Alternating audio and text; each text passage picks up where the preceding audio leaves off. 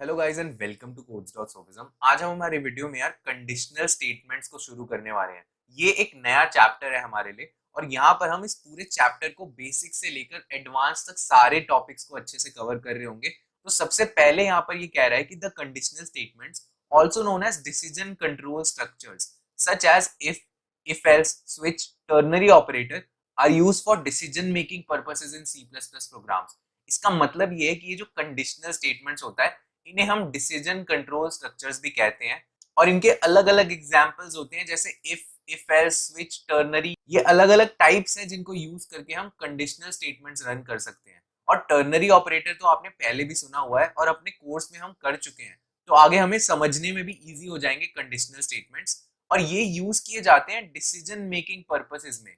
इसका मतलब ये है कि हमारे पास कुछ कंडीशंस होती हैं, उन कंडीशंस के बेसिस पे हम कुछ डिसीजंस लेते हैं अपने प्रोग्राम्स के लिए कि हमें क्या काम करवाना है और क्या काम नहीं करवाना, और इस डिसीजन को लेने में ही ये कंडीशनल स्टेटमेंट्स यूज होती है।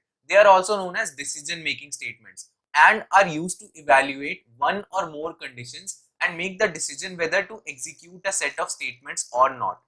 अब ये कह रहा है कि ये जो कंडीशनल स्टेटमेंट्स होती हैं ये हमारे पास एक से ज्यादा अलग अलग कंडीशंस को इवैल्यूएट करने में भी यूज आती है और फिर हम डिसाइड कर सकते हैं कि किसी सेट ऑफ स्टेटमेंट्स को हमें रन करना है या नहीं करना, और अगर हम चाहे तो किसी दूसरी सेट ऑफ स्टेटमेंट्स को भी रन कर सकते हैं। These decision making statements in programming language decide the direction of flow of program execution। मतलब हमारा जो प्रोग्राम है वो स्टार्ट हो रहा है और फिर हमारा प्रोग्राम एंड तक जा रहा है। स्टार्ट से एंड के बीच में जो direction of flow of program है वो हमारे डिसीजन मेकिंग स्टेटमेंट्स ही डिसाइड कर रहे होते हैं। मान लो यहाँ पर बीच में कोई एक ऐसी कंडीशन आ गई और वहां पर हमने कंडीशनल स्टेटमेंट्स का यूज कर दिया, और इन कंडीशनल स्टेटमेंट्स के बेसिस पे हमारे पास अपने प्रोग्राम के लिए अलग अलग पाथ्स बन जाते हैं।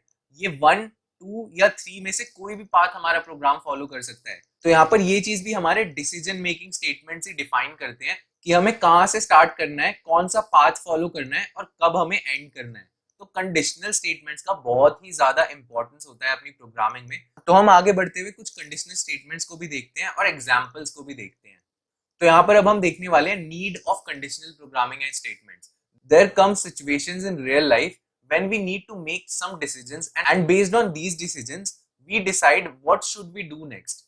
यहाँ पर सिमिलर सिचुएशंस आती हैं प्रोग्रामिंग में भी। और प्रोग्रामिंग में क्या होता है, we need to make some decisions and based of these decisions we will execute the next block of code. तो यहाँ पर वही बात है कि हम कुछ डिसीजंस अपनी प्रोग्रामिंग में भी करते हैं और उस डिसीजन के बेसिस पे हम डिसाइड करते हैं कि कौन सा ब्लॉक ऑफ कोड हमें रन करना है और फिर हमें कैसे इस प्रोग्राम को एंड करना है। तो यहाँ पर हम कुछ एग्जाम्पल्स के थ्रू इन चीजों को समझेंगे। सबसे पहला एग्जाम्पल यहाँ पर आप देखो, ये हमारा एक कोड है जहां पर हमें एज गिवन है और इस एज के बेसिस पे हमें क्या करना है, यहाँ पर हमें बताना है कि क्या एक पर्सन एलिजिबल है वोट करने के लिए या फिर वो एलिजिबल नहीं है वोट करने के लिए।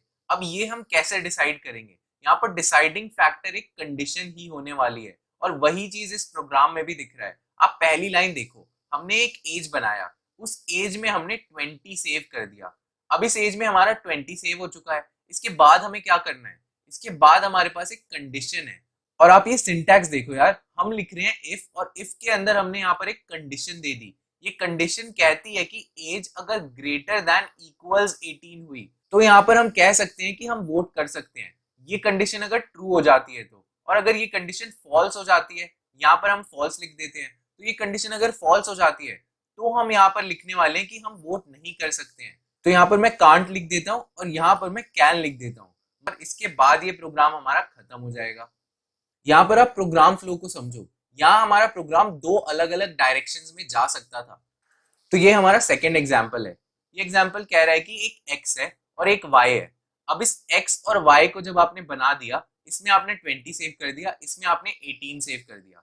ये प्रोग्राम हमें बताता है कि क्या x हमारा ग्रेटर है या हमारा x लेस है y से। तो दो वेरिएबल्स है और हमें डिसाइड करना है एक कंडीशन के बेसिस पे। यहाँ पर कंडीशन आप देखो, ये कंडीशन कहती है कि x ग्रेटर देन इक्वल्स अगर y हुआ, यहाँ मैं नीचे प्रोग्राम फ्लो भी बना देता हूँ। अगर यहाँ पर x greater than equals y होता है और ये चीज हमारी ट्रू हो जाती है तो हम क्या करेंगे, यहाँ पर कुछ प्रिंट कराएंगे या फिर कुछ अलग स्टेटमेंट्स को रन करेंगे। या अगर फॉल्स हो जाती है तो हम कुछ अलग स्टेटमेंट्स को रन करेंगे और उसके बाद हमारे प्रोग्राम को हम एंड कर देंगे। और यहाँ से हमारा प्रोग्राम स्टार्ट हो रहा था, तो स्टार्ट से एंड तक हमारे पास दो अलग अलग डायरेक्शंस यहाँ पर भी है, और ये भी एक कंडीशन ही डिफाइन कर रही है। तो अगर x बड़ा हो जाता है मतलब ट्रू हो जाता है, तो हम लिख देंगे कि x बड़ा है। और अगर x छोटा रह जाता है मतलब एल्स में कंडीशन आ जाती है, अगर ये कंडीशन फॉल्स हो जाती है तो फॉल्स में ये एल्स वाला जितना भी पार्ट है वो प्रिंट हो जाएगा। तो ये कह देगा कि x हमारा छोटा है यहाँ पर। तो ये एक और एग्जाम्पल हो गया जिससे हम समझ सकते हैं कि कंडीशनल प्रोग्रामिंग कितनी इंपॉर्टेंट है। कुछ और एग्जाम्पल्स को भी हम देखते हैं। अब अगर आप इस एग्जाम्पल को देखो तो यहाँ पर एक नंबर होने वाला है और उस नंबर को हमने my num वेरिएबल में सेव किया है।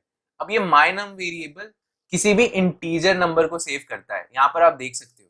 और यहाँ पर कमेंट में भी लिखा हुआ है कि इज दिस अ पॉजिटिव और नेगेटिव नंबर। तो ये प्रोग्राम हमें चेक करके बताने वाला है कंडीशंस के बेसिस पे कि क्या हमारा पॉजिटिव नंबर होगा या नेगेटिव नंबर होगा। तो सबसे पहले आप देखो हमारे पास my num बन गया है और my num में यहाँ पर 10 सेव हो रहा है।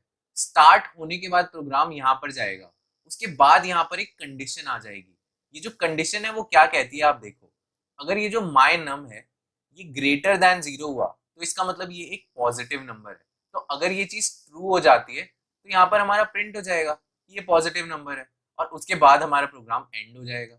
और अगर ये चीज फॉल्स हो जाती है, अब ये my num को देखेगा कि क्या ये 0 से कम है, और अगर ये 0 से कम ट्रू हो जाता है तब हमारा यहाँ सिंपल प्रिंट हो जाएगा कि ये एक नेगेटिव नंबर है, और उसके बाद ये प्रोग्राम एंड हो जाएगा। और अगर ये भी फॉल्स हो जाता है मतलब 0 से कम भी नहीं है और 0 से ज्यादा भी नहीं है, तो सिंपल सी बात है इसके फॉल्स होने के बाद हमें समझ आ गया कि यहाँ पर 0 सेव हो रहा है, तो हम यहाँ पर प्रिंट कर देंगे कि द वैल्यू इज 0 और उसके बाद इस प्रोग्राम को एंड कर देंगे। यहाँ भी आप देख सकते हो 3 डायरेक्शंस है हमारी, 3 अलग अलग डायरेक्शंस में ये प्रोग्राम एंड हो सकता है। और इन अलग अलग टाइप के एग्जाम्पल्स को मैंने इसीलिए आपको इतने अच्छे से समझाया ताकि आप समझ पाओ कि कितना इंपॉर्टेंट होता है ये कंडीशनल स्टेटमेंट्स। कंडीशनल स्टेटमेंट्स जो है हम आगे बढ़ते हुए सारी पढ़ते जाएंगे, बट नेक्स्ट वीडियो में हम फ्लो चार्ट्स को बनाना सीखेंगे पहले, क्योंकि हमने फ्लो चार्ट्स को बहुत अच्छे से नहीं समझा है। ये जो फ्लो चार्ट्स होते हैं, ये जो मैंने यहाँ पर बनाया है ये भी फ्लो चार्ट ही है हमारा, बट इसको और अच्छे से समझेंगे और किसी भी प्रोग्राम का आप फ्लो चार्ट अपने आप बना पाओ, ये चीज मैं आपको सिखाऊंगा। स्टार्ट से लेकर एंड तक किसी भी प्रोग्राम का आप फ्लो चार्ट बनाना सीख जाओगे। तो गाइज इस वीडियो के लिए इतना ही है। Thank you and I will see you in the next video.